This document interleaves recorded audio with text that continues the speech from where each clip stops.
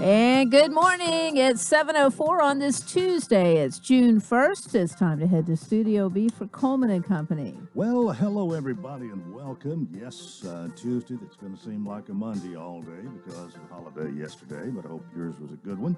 I'll have to say that mine was, and the weather was pretty nice as well. Our program today presented by Vanderbilt Hospital right here in Lebanon, Vanderbilt Wilson County Hospital. We'll get it right here in a minute.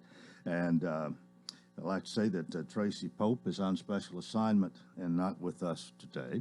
But we do have Lenora Collins here, who is the orthopedic program coordinator. Lenora, good morning. Good morning. Good to see you.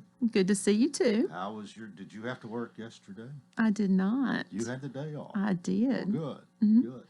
Well, we've got something kind of new to talk about this morning, and we've got a doctor who this is his first day to be with Vanderbilt Wilson County Hospital, right? That is correct. Yes. Dr. Chris Holt. Good morning. Good morning, and welcome to our program. Welcome to Lebanon. Thank you. And, of course, now, Lenore, back to you for a minute. You've been here a few times before. How long have you actually been to the hospital? I am currently at 6.5 years, the second time around. Oh, okay. All right. Well, first time for Dr. Holt. Tell us a little bit, if you will, about yourself, your background, how you came to be here. We want to know as much as you will divulge this morning. Sure.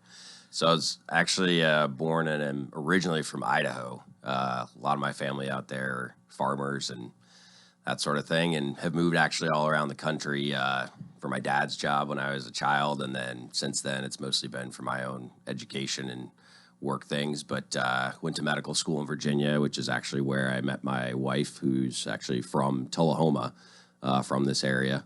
And I had been to Tennessee quite a few times before she and I had met and always loved Tennessee. But she and I, when we were getting through med school together, we're talking about where we'd want to raise kids, and it always ended up coming back here. So that's what brought us back this way. We actually got married here in Lebanon at the Cedars of Lebanon. And so ended up obviously settling back down here, and I've been in practice here in the Lebanon area for about the last year, and was really excited when the opportunity came up to join the Vanderbilt team. I did my residency in the Philadelphia area at a place called Cooper University, right across the river from Philly, and it's one of the busiest orthopedic trauma centers in the country, similar to Vanderbilt. And did my fellowship in adult reconstruction, another way that we medically call joint replacement, at the University of Pennsylvania, so one of the top places in the country for joint replacement for that, which is another reason Vanderbilt recruited me out here. Idaho is way out there, almost to Washington and Oregon, between Montana and those two. Yeah. And I bet it's cold in the winter. Oh, yeah. What was life like growing up in Idaho? I mean, I lived in Boise, so my family always called me the city slicker, which I don't feel that way, but okay. But it was good. I mean, we moved around. I think we left there when I was in third grade. So I've experienced a lot of different areas of the country, which is kind of, I think, what the metropolitan Nashville area is going through is a big influx of people from all over the country. I guess it just kind of taught me all the different areas and cultures of the country by moving around so much, though, and how to relate to people and that kind of thing. What prompted you, what made you want to do what you're doing, being a medical professional and then be an orthopedic surgeon? Sure. So according to my mom, actually, ever since I was 2, I said I wanted to be a doctor. But kind of a more typical story. I broke my leg playing a soccer game when I was a kid, and orthopedic surgeon who took care of me, I really liked him and started shadowing him when I was a kid and decided that's what I wanted to do. First time I saw a knee replacement, just absolutely fell in love with the idea of doing that. I saw how well patients do after joint replacement.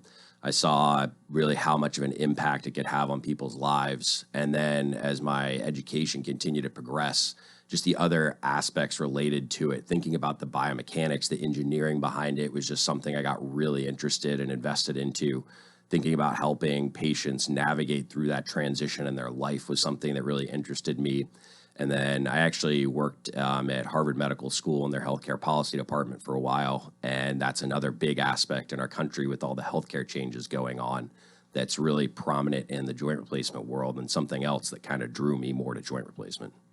Well, but today's your first day officially at Vanderbilt Wilson County Hospital. What you no doubt have been there and know a little bit about. I'm guessing Yeah. you know a little bit about the facility we have. Yeah. So you're looking forward to this. Oh, big time. I think the great thing is that I'm the first actually out of 3 surgeons so far planned to have our home base here in Wilson County. So yeah, we work for Vanderbilt, but we're not based out of downtown with just like 1 or 2 days a week out here in Wilson County. This is our home. So I'm fellowship trained in joint replacement. I'm the only surgeon here in Wilson County who is fellowship trained in it, doing surgeries here in town. And then we've also got a guy coming from the Naval Academy. He's currently the head team physician there. And we've got a hand surgeon actually coming in a few months as well, who's going to be joining the team also. So really, you're starting something new here. Yeah. We haven't had this type of surgery here before. There's been joint replacement done here. And it's not that other orthopedic surgeons can't do it. It's that I've got additional fellowship training in it. Okay, all right, okay. Well, Lenora, we're not letting you say much this morning. I'm sure you're looking forward to this and maybe offering more. Definitely. We've been working fairly closely together for the last month and a half, I would say, working on the transition and getting his process in place and getting him ready for his first day of clinicals. Now, when you get established, will you be primarily surgery? Once you've done the surgery, you see the patient back again. How does all that work? Yeah, I'm pretty involved with my patients. I actually give out my cell phone number to all my patients. 619 bone. It's an easy one for everybody to remember. It's just something that I like to be heavily involved with the process. Obviously, it's a big team effort, though. Lenora is heavily involved with it. My office nurse, Alexis, is actually super involved with it. So it's a big thing that everybody involved with the team, physical therapy, the anesthesiologist, the OR team, everybody throughout the recovery process. So it's a big team effort. And I think that's one of the big things that really makes the experience not only something comfortable and happy for everybody, but helps improve outcomes, is really having this whole pathway planned out well. How many years have you been, for lack of a better word, exposed or trained in learning this? How far back does this go for you? I mean, everybody who becomes an orthopedic surgeon gets a little bit of exposure with some joint replacement and then does some in practice. But I focused a full year in fellowship on complex and... Well, where I was headed with Yeah. my question here, I think we've made some remarkable improvements in the way the surgery is done, and I don't know over what period of time, but I wonder how much has changed since you started, or has there been much change since you began learning this? There's been a lot of change to joint replacement over the last about 70 years. In the last, decade or so, there have definitely been some technological advancements. I think especially here in Nashville, there's been a big push with technology for joint replacement specifically. I think what's exciting is thinking about what's coming in the future too. A lot of people kind of think about joint replacement a little bit as like carpentry. And it is a little bit, you're cutting the bone, you're putting new implants in, but I think the more complicated thing to it is putting those implants in a more specific way that matches that patient's anatomy, and also so that they're what we call soft tissues, but their ligaments, their muscles, tendons, things like that are properly balanced so that the joint, the knee, the hip feels more natural, more normal, so that you get more motion out of it and you don't have problems. Now, you mostly in the beginning were talking, I think, about knee joint replacement, and then you mentioned others. Do you do all of them that can be done? I do. I think What would that be? I mean, in addition to knee and hip, I know. So I do knee and hip. I also do shoulder. I think eventually when the other 2 surgeons get here, they're going to be the 2 focusing on being the guys doing most of the shoulder replacements. But I mostly focus on hip and knee, but I'm well trained to do all of them. Okay. Well, are the others besides those three? The shoulder, knee, and hip? Those are the most common ones, but yes, I mean, there's ankle replacements that can be done for the appropriate patients to have them done in, but that's just not as common. Okay. All right. But a lot of I understand that the science has sort of been refined, and maybe there's not as much pain today, or you don't suffer as long as you did 10 years ago. I think that's a good, accurate statement. I think especially going through the pandemic situation, it's kind of helped give an extra fuel to pushing for same-day joint replacement, and working on our pathways for pain control and things that we can do to minimize any pain or things that patients would experience. It's not to say that it's a painless procedure. It is painful. It's a surgery. But trying to minimize it and help improve outcomes for patients. And maybe the pain subsiding a little bit sooner than it used to. Not as long a period of time there. Yeah, I think a lot of it is trying to, I mean, we're working on things now like reducing the inflammatory markers and pathways by what we do and how we do the procedure. At Vanderbilt, we've actually got some people in the orthopedics department who have studied these things. And so there's some different techniques and things during the procedure we're doing to work on that. Okay, it is time for us to take a break. I'll reintroduce my guest when we come back, but our program presented by Vanderbilt Wilson County Hospital, and this is Coleman and Company, FM 98.9. And it's now 7:16. Let's see what's happening on the roadways. Want to thank our friends at Absolute Kubota. They've got a fully staffed service center and parts department. Most of their minor services can be done the same day. Servicing Exmark, Kubota, Land Pride, Red Max, and Billy Goat, 1506 West Main. Now at traffic, here's Chuck. Good morning. Traffic volume on the increase now here coming through Mount Juliet. All this traffic flow leaving Wilson County this time of the morning still looks good at the moment. 65 down through Madison and 65 up through Brentwood, Franklin, through that part of Williamson County has picked up quite a bit in the last 10-15 minutes. Ripley's Aquarium Sleep of the Sharks Family Edition is something the kids and the grandkids will love. Check it out, Ripley's Aquarium of the Smokies.com. I'm Commander Chuck with your on-time traffic. Renewal happens here at Lebanon Center for Rehabilitation and Healing. Lebanon Center for Rehabilitation and Healing has experienced new leadership and a new atmosphere. Same location in the heart of Lebanon, 731 Castle Heights Court on the Castle Heights campus. Lebanon Center for Rehabilitation and Healing is providing 5-star clinical outcomes to short-term and long-term care residents. Call 615-444-4319 for a tour and to experience the new culture. Renewal happens here at Lebanon Center for Rehabilitation and Healing. Coleman and Company, thanks for joining us. Our program presented by Vanderbilt Wilson County Hospital. We have Lenora Collins with us this morning, who is the orthopedic program coordinator, who we haven't let say a lot. But I hope you've enjoyed the conversation here with Dr. Chris Holt. I am. I would love to have him have the opportunity since he is just getting started with us today. So I'm willing to share that time with him.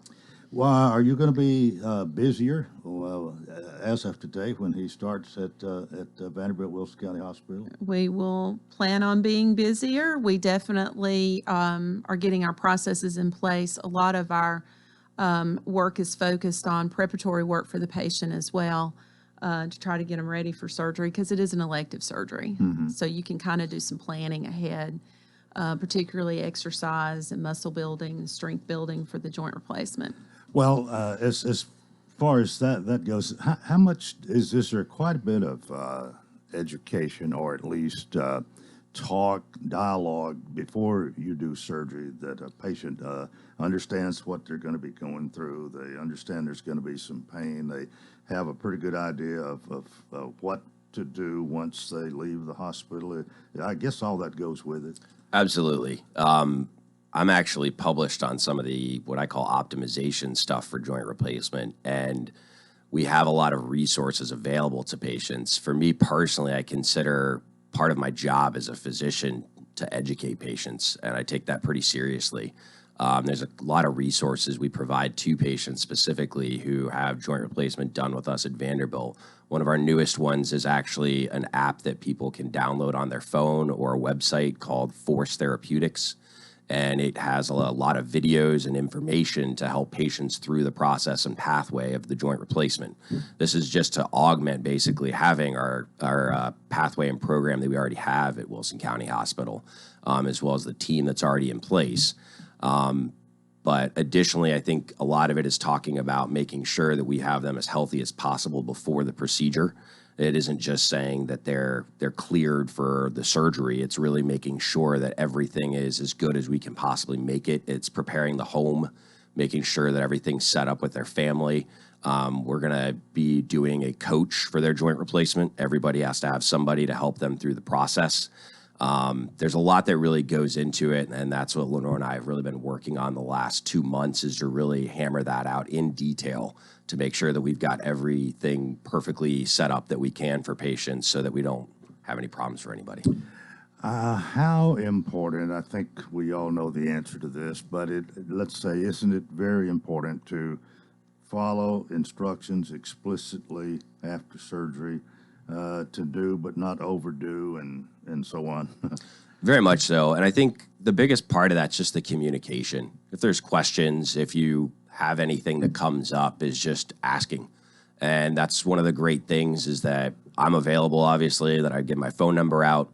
The Force Therapeutics app has an ability to text message through that back and forth. Our care team, everybody's available, and we want to be there to help. And if there's things that come up, questions, problems that arise, we're happy to help out. Well, still, it's surgery, and some surgeries seem to do better than others. I guess it's not a 100% guaranteed success rate when we do this, but are most surgeries you do, at least patient think it's a satisfactory procedure and worthwhile? Very much so. In all of medicine, actually, hip replacement is actually the second most successful procedure, right behind cataract surgery. I actually do anterior hip replacements. I'm the only person doing surgery here in Wilson County that does them, at least to my knowledge. And not that there's a huge difference between an anterior hip replacement versus the other approaches, which I can do any of them. But in the first 2 to 4 weeks, there is a little bit of a faster recovery as far as strength and range of motion goes initially. But working on all those things together with a patient to speed along the recovery process is very important. Which do you prefer to do, hip or knee? That's the two you're going to be doing more than maybe very few shoulder surgeries. I think from what you said earlier, you'll be either hip or knee. Do you prefer one of them over the other? I like them both, honestly. I love the biomechanics behind thinking about how the knee functions, because it's a little bit more complex of a joint. I think a lot of the design and mechanics behind knee implants has really improved in the last 10 to 20 years too. Trying to make knees feel more normal and move more naturally for patients.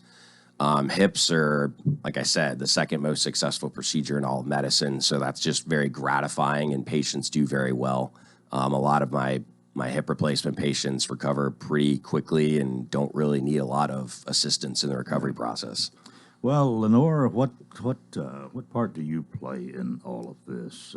You, as coordinator, I guess you have things set up, but once the surgery's done, are you really involved with the patient? I actually become involved in the very beginning. Once the surgery is scheduled, I do a lot of navigating through for the patient, get them initially scheduled for everything they need on the preoperative side, as well as helping with, in the supplement to the Force Therapeutics is classes that we offer to help our patients understand better what to expect day of surgery, the pain management aspect of it as well. Again, it's that preparatory work ahead of time that really helps the outcomes on the back side of the surgery. Do you enjoy this? I love it. Yes, I do. Actually. Now, I'm wondering, what's the normal recovery time for each of these? And if you want to talk about shoulders, we can, but it's primarily hip and knee today with you. Sure. So for hips, it generally is about 6 to 12 weeks for the recovery process. A lot of it depends on what I always say to patients. It depends on what you say when you say recovered. Do you mean fully back to normal? Do you mean back to doing most of your daily activities? That kind of a discussion has to come up. We're big at Vanderbilt on collecting outcome scores, and we actually report to the National Joint Replacement Registry. We're one of the reporting sites for that to help work on improving patient outcomes with it. So for most hips, it's about 6 to 12 weeks until you're doing most of the activities. I like to focus on a score called the Forgotten Joint Score, and it's basically what it sounds like, meaning you forget that you had it replaced. Hips usually take about 9 months before most people kind of forget that they had it replaced. Knee recovery is actually a little longer. It's a little bit more challenging of a recovery. That one typically takes about 3 to 4 months before you're kind of feeling like you're back to normal.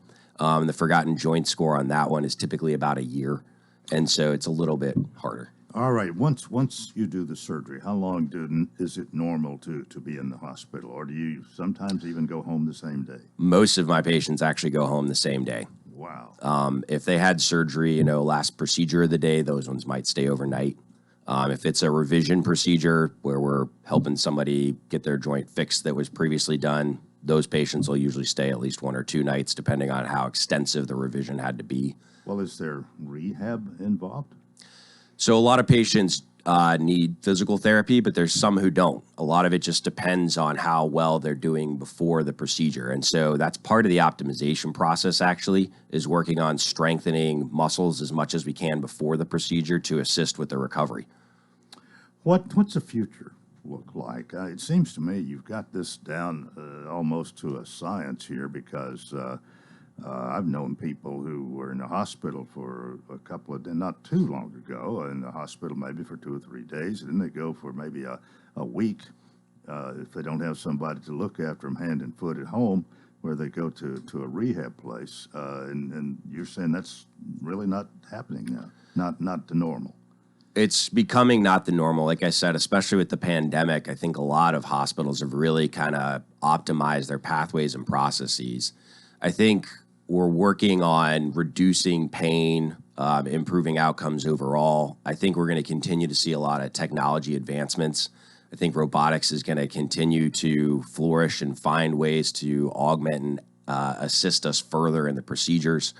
Right now, robotics has really helped with implant positioning so far. It hasn't really solved this soft tissue or ligament, tendon, muscle balancing yet. That's a big thing that's being worked on. One of the next big things we're going to see coming up in the next couple years or so is actually augmented reality in surgery for surgeons, and some of that will help with some of the soft tissue balancing. So I think we've got some big exciting things coming up. Well, it sounds that way. We talked about you getting married, and I believe you said Cedars of Lebanon. That's Correct. Been a while. You've been married 7 years now. Yeah, and you have 3 children. I do. Tell us about your children. Sure. My oldest is Emmeline. She's 4. My son Liam is 2, and our youngest daughter Adeline. She's actually 4 months old. So we're busy at home, to say the least. Well, now sometimes doctors can get awfully into their profession and taking care of, and I think from what you said, maybe during the break, that you don't plan for this to happen. You want family time.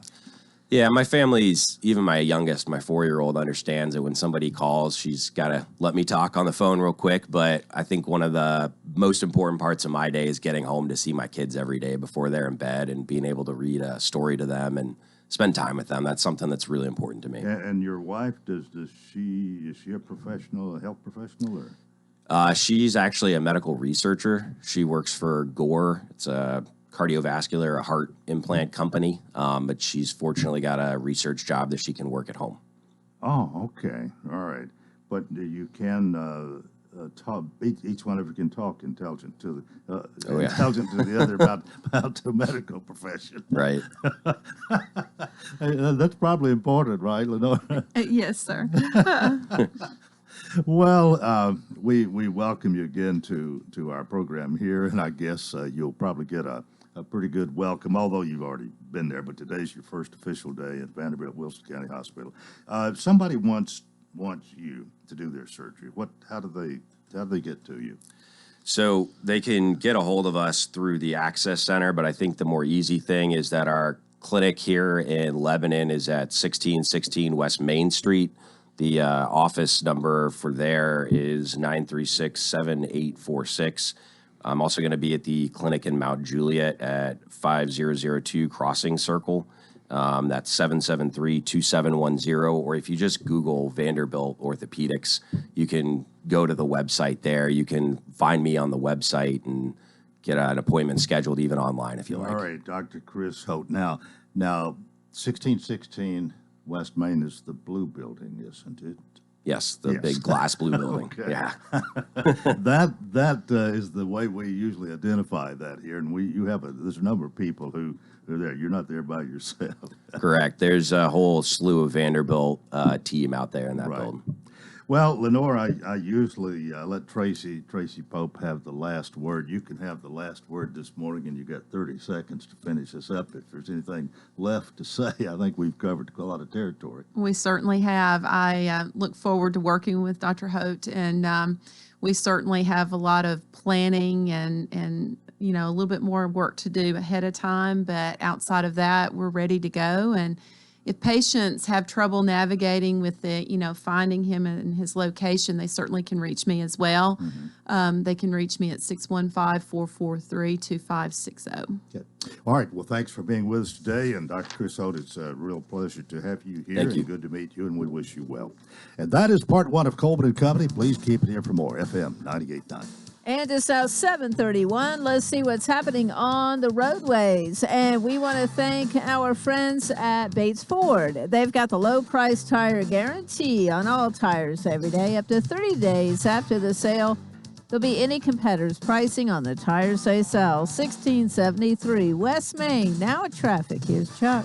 Good morning. Traffic volume on the increase now here coming through Mount Juliet. All this traffic flow leaving Wilson County this time of the morning still looks good at the moment. 65 down through Madison and 65 up through Brentwood, Franklin, through that part of Williamson County. Has picked up quite a bit in the last 10-15 minutes. Ripley's Aquarium, Sleep of the Sharks Family Edition is something the kids and the grandkids will love. Check it out. Ripley's Aquarium of the Smokies.com. I'm Commander Chuck with your on-time traffic. Welcome to Hearthside Senior Living, Lebanon's unique senior living community designed for seniors to age in place, all within a safe, comfortable, and Christian environment. Beautiful retirement homes designed for an independent lifestyle with maintenance-free living. Hearthside Senior Living also continues the excellent tradition of assisted living for those seniors who need additional services. Hearthside Senior Living, an independent retirement community and assisted living community, all on one campus in the heart of Lebanon. Call 615-443-1994 for a tour.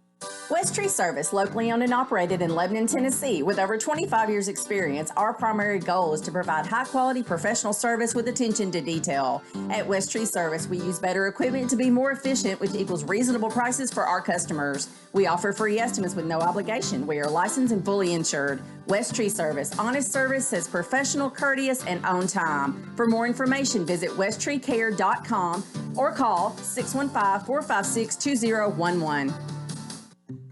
At Vanderbilt Wilson County Hospital, world-class care is a heartbeat away. In fact, we offer the same world-class attention Middle Tennessee has come to rely on from a Vanderbilt Health Hospital. Supported by over 200 specialties, an expanded emergency department staffed with Vanderbilt Health physicians 24/7, and greater investments in life-saving technologies and care. It's just one more way we're making healthcare personal. Today's forecast calls for a mix of sun and clouds with temperatures in the low 80s. Scattered showers are possible this evening as well. On Wednesday, better shower and storm chances move in. A few storms on Wednesday could be strong. This weather forecast is brought to you by Walker Auction and Realty, professional auction and real estate services. Get top dollar for your home, land, or personal property. Log on to MikeWalkerAuctions.com. They know auctions. That's Look at Your Forecast. I'm meteorologist TJ Scott. Two of Coleman and Company. It is a Tuesday, and to be honest, I'm looking around for Sean Sean Dozier to come walking in. I don't know whether Sean is running a minute or two late this morning. And by the way, I did see a couple of school buses, so that must be for those that are going to summer school for 4 weeks. But I don't think the school buses slowed him down that much. Sean has forgotten it's Tuesday, maybe, with yesterday being the big Memorial Day holiday. But we're going to talk a little bit about Hearthside Senior Living, which we usually do with him, who, that being Sean Dozier, Executive Director, has really done an outstanding job at Hearthside, I think, in keeping it going and with all that had to be done during the pandemic for the last year and 2 or 3 months. But it is, of course, a retirement and assisted living community at 215 Castle Heights Avenue North here in Lebanon. We like to say it's Hearthside when it's time for a helping hand. You can call and have a personal tour if you want of either the assisted living or the retirement community. Our community's nonprofit assisted living provider. It's locally owned and managed, and it's been voted best a number of times in Wilson County. But Hearthside Senior Living is rooted in ministry, serving senior citizens who desire a safe and beautiful environment within a Christian community. Hearthside Senior Living was started by College Hills Church of Christ in 1994, and it continues to be a vibrant ministry of the church. Hearthside Senior Living includes assisted living and an independent retirement community, and usually when Sean is here, we talk about both.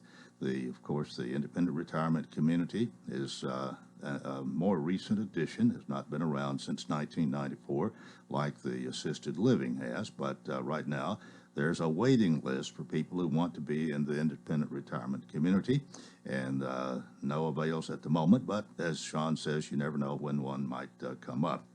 At last report, there were a few rooms available in assisted living, and if you want to know, if you're interested in that today, to see what is available, you can call 615-443-1994 and get your answer, of course. The assisted living community is a beautiful chalet-like atmosphere with large dining activity spaces, including small, medium, and large resident rooms. The mission is to serve seniors in our community who need additional assistance with their everyday routines. The independent retirement community is a collection of 30 homes designed for seniors to age in place in a safe and comfortable environment for many years. Again, Hearthside is located right in the heart of Lebanon, Tennessee, on the historic Castle Heights Military Academy campus. 215 Castle Heights Avenue North is the address. And you can find out more if you go to their website, which is www.hearthsideliving.com. Now, Sean always has a Hearthside hello, and I tell you what, why don't we just do our Hearthside hello today to Sean Dozier? If you see Sean today, tell him he got the Hearthside hello because he forgot to come out or send somebody or call or whatever. Well, that's it for Hearthside Senior Living. Again, retirement and assisted living community, 215 Castle Heights Avenue North, 615-443-1994. It's Hearthside when it's time for a helping hand. We are about 23 minutes before the hour, and my guest today for part 2 on Coleman and Company is Matt Haley. And Matt, good morning. Morning. We're glad to see you here, to have somebody to talk to this morning. And you've got Summer here who is making a few pictures. That's right. She takes care of the social media. All right. You have the Haley Vet Practices. That's right. Haley Vet Practice, located on West Main Street. What's the exact location? 1104 West Main Street here in Lebanon. How long have you been there? So I've been in the area practicing for right at 8 years, but we just happened to open the doors December 21st, right before Christmas. Mm-hmm. All right. What is your practice about? I mean, you're a vet. You think of veterinary practice, but there's I guess one from very small animals to horses and cows and livestock and that sort of thing. What do you do? So a little bit of everything. We don't necessarily know what's going to come in the door every day, which keeps us on our toes for sure. But so kind of our niche is exotic animal medicine. So of course we do lots and lots of dogs and cats, but the exotics pretty much encompass pocket pets, including small rodents, rabbits, ferrets, things like that. Lots of reptiles, birds, potbelly pigs have become very, very popular, and quite a few monkey clients as well. Wow. So, all right, we got to find out a little bit about you now. Do you live here at Lebanon, Wilson County? I'm in Watertown. Watertown. All right. How did you tell? I want your whole life story. All right.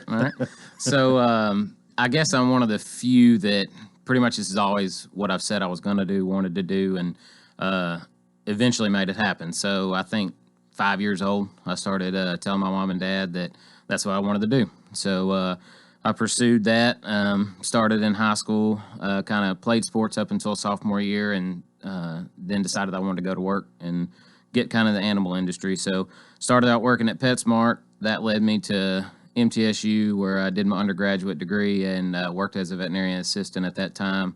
From there, moved to Tuskegee, Alabama, worked at the Tuskegee University Vet School. From there, did my 4-year degree, and then came back here to Wilson County, where I got my first job, stayed there about 7.5 years to where I'm now. So, All right, and how long have you actually had the vet service? You may have said earlier. Yeah, so my own personal practice here in town, we're right at 6 months. But I've been practicing 8 years. Right, got it.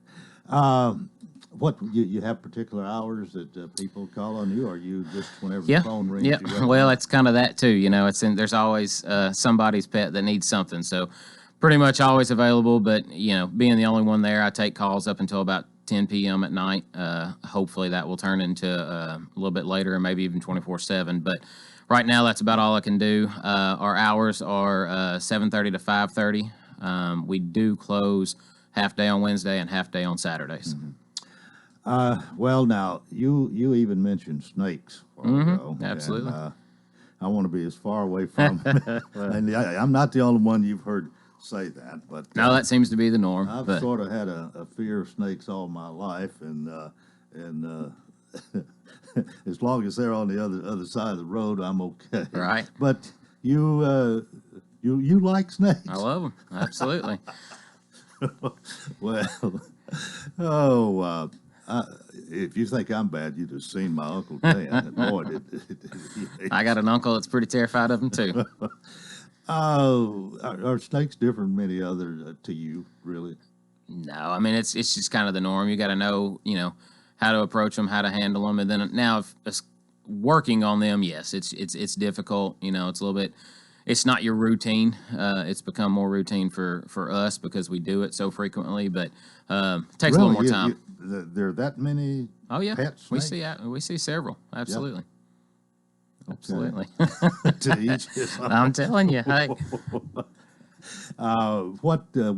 You do other you might call exotic That's right. animals. Are you kind of one of a kind, at least? Yeah, there's very few. There's some vets in the Nashville area. Some of those I've heard are kind of on their way out as far as retirement age.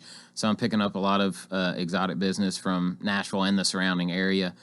There's just very few in the Middle Tennessee area. Well, I guess the thing that is intriguing to me about you, when I think of, and I was told earlier when you were coming here, they did mention exotic, so I knew it wasn't going to be, as we might say, you run of the mill Right. veterinarian that we talk about animals and mostly dogs and cats and maybe horses and cows. But do you do all of those? So I don't necessarily, I don't do a lot of, really hardly any cows and horses. I'll vaccinate a few here and there for some clients that have them, but there's some other guys in town that I call on for those things.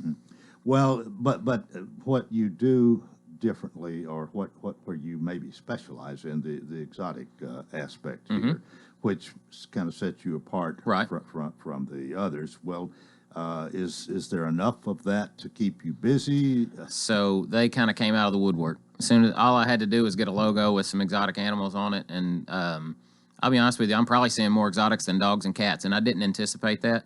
I was set up for it. We were prepared for it, and it has actually been a very big surprise how many come in.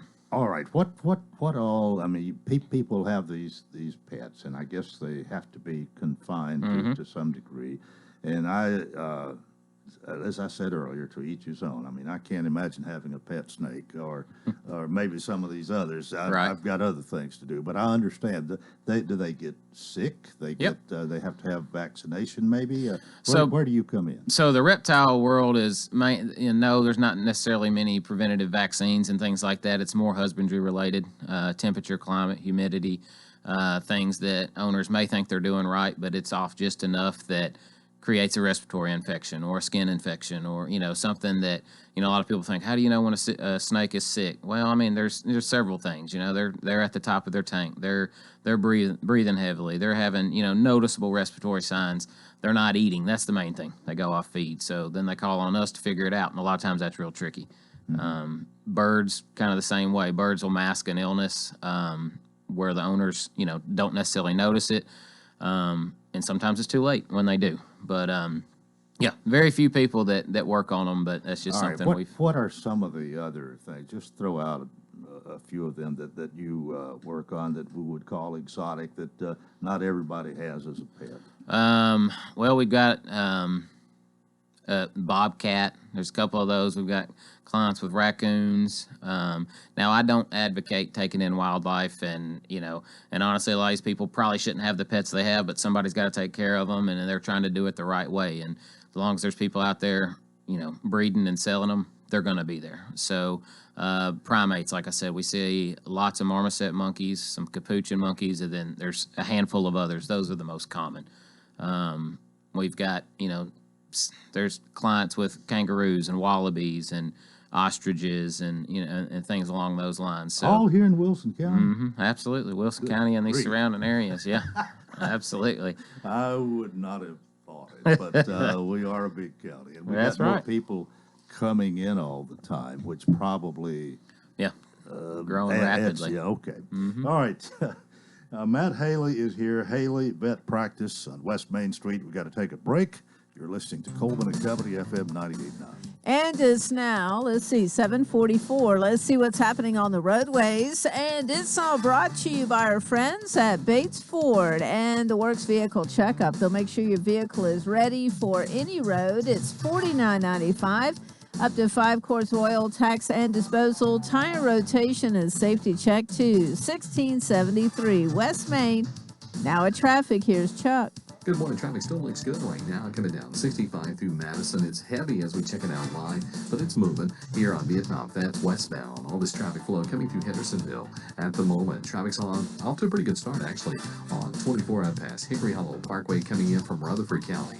Gatlinburg Wine Cellar, home of the world-famous cotton candy wine. You can check them out online at gatlinburgwinecellar.com. I'm Commander Chuck with your on-time traffic. 71 degrees all the way. 73 degrees, please. So, what's your perfect degree of comfort? We'll help you find it with professional Rheem HVAC service that'll keep your home comfy year-round, save on energy costs, and may qualify for utility rebates and tax credits. So enjoy a new degree of comfort. 72 degrees, and I'm good to go. Financing available through TVA's Energy Right program and your local power company. Call Randy's Heat and Air 237-3604. Coleman and Company, thanks for joining us. Got an interesting guest here this morning, and Matt Haley. To me, it's interesting because it's, again, to me, it is unusual, but exotic pets. We're talking about everything from people have raccoons. Did you say there's pet raccoons? Yeah, there's some. And you take care of them too. Pet snakes. None of these phase you when they bring them in. You know how to. You know how to get along with Not that. necessarily, yeah. I'm now, of course, you got to be smart about it, But no, yeah, I'll work on just about anything that I have the means to do. And of course, my background, I worked down at the Montgomery, Alabama Zoo on and off while I was down in Alabama for about 6 years. So I was exposed to anything zoo animal wise, elephants, big cats, giraffes, things like that. Now, of course, I'm not set up to do that, at my current facility, but I'm willing to do it. Well, what's it been like so far? When did you say you opened up your own office? Just this past December. Okay, so you I'm 6 months in. Yeah, right. Yep. What have you been pleased? Absolutely. Yeah. So it really took off. Of course, like I said, I've been practicing in the area at that point 7.5 years. So I had a clientele that I had built a relationship with that, stuck with me, supported me, followed me. So that was, of course, a huge start, kind of got us up and going. And then, like I said, advertising that I did the exotics, and that drew some attention. I've been blessed with staff that's helping me, like Summer here with the social media. That's been a huge positive. And we're just getting a lot of feedback. So Yeah. I'm staying booked up, every 15 to 30 minutes, I hit the door running. When I get there, they lay everything out for me, and I just kind of pick up from there. Well, it's interesting to me to find, because I had no idea. I knew they said you did exotic animals or exotic whatever creatures. Let's say. That's right. And so I knew then it's going to be interesting. But you're more interesting than I even anticipated. But do you like this because it's lucrative, or do you just like this because it's what you like to do? Tell you what, it's just in me. Like I said, since I was 5 years old, I've had that desire. It wasn't one of those things where I decided halfway through college, hey, maybe I'll do this. It's all I ever wanted to do. So the animal side of it, I think, like I said, it's my passion. So yeah, it could be lucrative with time. I think I'm still in the early stages of that for sure. I like it because no 2 days are the same. Yeah, They're really not. You get kind of in a routine and you treat certain things the same way, but you just always got to be on your toes. And that's honestly, I think that's the one special thing about our practice is I have such a good staff that, they can, point something out that I may miss, because they're so educated in it. How many you have working with you? Rough number, 7 or 8 techs and, front staff, office manager. I'd have to sit and count them, but roughly. All right, if somebody brings you a pet and it's pretty sick, do you keep it for a while? Yeah. Sometimes we're set up to hospitalize. Most of our routine surgeries we send home same day as long as everything's going well. But as far as just sick patients that need to be hospitalized, yeah, absolutely. We treat accordingly and go from there. And you do surgeries? Yep, we do most of your routine. Well, some of it's not routine, especially with the exotics, but your spays and neuters, and wound repair, things like that. So I do surgeries just about every day. You've had some time to learn all of this, I Right. guess. But have your life ever been in danger? You felt life threatened in doing this? No, not necessarily. I mean, there's been some close You calls. haven't had any rattlesnakes? Yeah. No, there's been some close calls, and I've had some bad bites between big birds and, certain reptiles. And, of course, back when I did a little bit of stuff, that was more in vet school, some of the equine patients. I mean, there's been some close calls with kicks and stuff, but no, I wouldn't say. Potbelly pigs, I've had some pretty stout, heavy pigs that, they'll bang you up a little bit, but we've gotten smarter as far as that goes, too, as far as containment and getting them on the table. Well, now, do you ever diagnose a disease there that you fear for your life? There are some what they would call zoonotic, meaning that humans could catch it. And if you see any red flags that could potentially be the scenario you're dealing with, then you got to take some precautions. Not necessarily. I mean, no, nothing too extreme. No, sir. What did COVID do to you? And of course, you only opened up in December, so you were towards the end as we began to see light at the end of the tunnel, to say the least. But what was it like before that? So I tell you what, it honestly just in general across the board, vet medicine became busier, a little more strenuous, and part of that was certain clinics not letting them in the door, just for safety precautions. So the run around, your staff was running ragged, but it makes sense. People were home. They were working from home. They were noticing things that would probably go unknown because they were at work. The dog's limping, the dog's coughing. More accidents happened. People were home, so dogs were accidentally getting hit or, run over by a vehicle or eat something they weren't supposed to. So, honestly, it ran us ragged. It really did. Dogs and cats, a good portion of your business? Large portion, yes, sir. Mm-hmm. Absolutely. What all you do for them? So routine preventative medicine, vaccines, surgery, spays and neuters, probably your most common. But then again, teeth cleaning, tooth extractions, and wound repair. I mean, dog fights, sewing things up, hit by cars, triage there. So lots and lots of dogs and cats, and then of course everything else, on top of that. Well, I would think you're like any doctor. These are animals rather than humans you're dealing with, but some of them don't make it. You lose. Right. Mm-hmm. You have to deal a little bit with grief with your. Oh, absolutely. owners, So there's several sides to what we do. There again, that's where the staff's very, very critical. But you're absolutely right. I mean, you got to sit and console these people, relate to them, let them know they're making the right decision or sometimes the wrong decision. It's got to be theirs regardless. But you kind of just got to steer them in the right direction. Do what's best for the pet is the ultimate goal.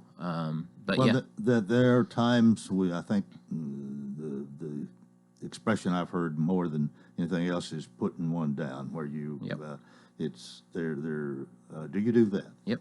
Euthanasia, I guess. It's unfortunately, more than we want, but a lot of times many times we as humans prolong the inevitable. But that is unfortunately part of our job, and some people handle it harder than others, but well, you can really get attached to it. oh, absolutely, and no doubt some people it's really hard when they have to do that. And you are there to console and That's to right. understand. That's right. You get emotional yourself. There is many a time that I do. Absolutely. When kids are involved, or elderly people that, that's especially, if you have an elderly person that, that's all they've got, their spouse is deceased and, that's a last living memory. I mean, we get that a lot. So that kids and elderly are the hardest. Absolutely. Think a little bit here. We got about 5 minutes left, and I'm just wondering maybe if you could share 2 or 3 experiences, either something that was really dangerous where you were scared, or something funny that might have happened that the whole audience is going to laugh about, or any experience that would be out of the ordinary that our listeners would love to hear. 2 that pop up right away. This is my previous job, but got a late afternoon call for a wounded ostrich, and I'd never worked on an ostrich. I mean, you'd seen them, in the zoo or out on a farm, but me and actually my girlfriend Leah, who has been a technician for an extended period of time, many years, and I was like, hey, let's get in the truck and go, and we kind of calculated some doses on the way there. Long story short, had to take a dart gun because it was out there, to tranquilize them. Fortunate enough that I had an ex-military sniper that was on the farm, so he was able to somewhat get the bird contained. But yeah, it was whole laceration, the biggest portion of the neck. We sat out there in the pasture for probably 2 hours suturing. It was an 18-year-old ostrich that stood about 12 foot tall. Did great. It absolutely did wonderful, full recovery, and as far as I know, still living today. That's been a couple years ago. What an unusual Yeah, job. and then I guess as far as funny and somewhat unnerving, we had a full-size capuchin that was good size. Now it's a monkey. You think of the old TV show Friends, they had a capuchin on there just for relation. But as a general rule, monkeys are not nice. They're all mean. You'll get a good one here and there, and owners are typically not necessarily educated enough to know how to restrain them. So I had one come in a baby stroller. The lady was terrified of it.